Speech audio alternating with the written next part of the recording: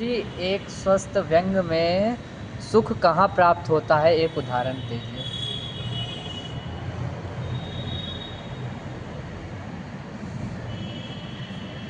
व्यंग अर्थात मनोविनोद।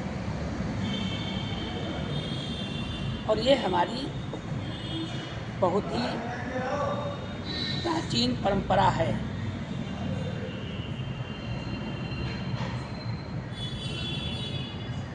जब भगवान शिव का विवाह होता है श्री रामचरितमानस में बालकांड में,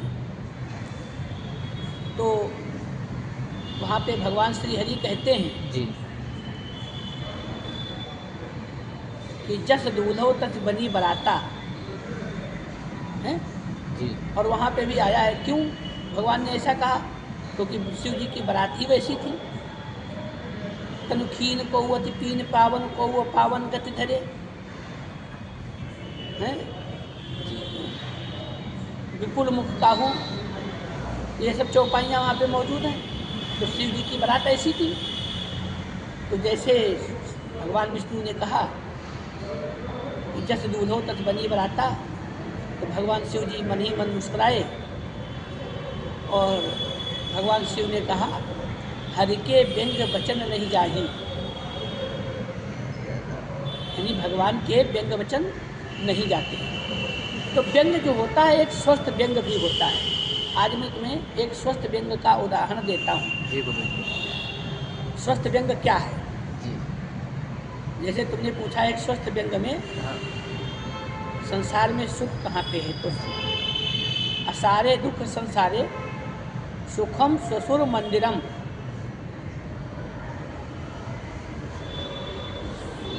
सुखम ससुर मंदिरम हरौ हिमालय सेते हरि सेतो महोदधो।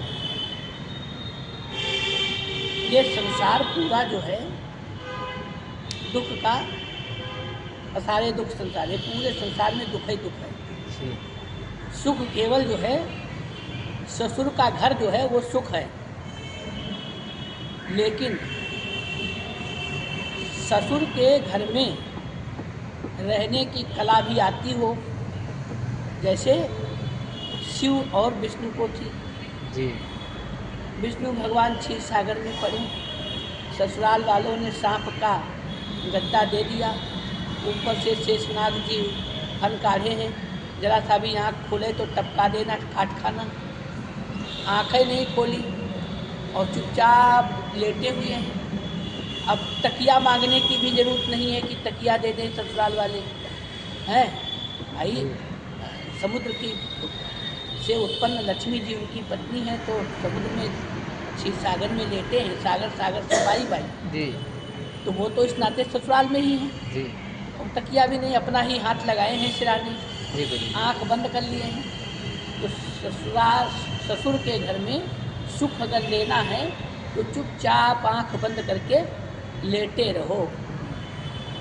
अगर आँख खोलोगे तो समस्याएं खड़ी।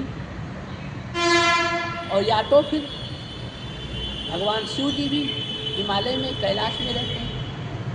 तो हिमालय में जब रहते हैं तो वो भी तो जो है उनका ससुराल ही है। जी। हिमालय पुत्री माँ पार्वती भगवती उनको ब्याही। तो या तो तांडव अच्छा करना आता हो, और या तो चुपचाप क्या नाम है राख लपेट करके एक कम्बल एक बिछौना ओढ़ना, कुछ मत मांगो और चुपचाप आँख बंद करके ध्यान में बैठ जाओ समाधि में। जी। तो या तो शिव की तरीके से समाधि लेनी आती हो चुपचाप आँख बंद करके, और या तो फिर तांडव करना आता हो। जी। दोनों में से एक चीज़ आती हो तो ससुराल जो है जी। सुख का घर है। इसे कहते हैं स्वस्थ व्यंग।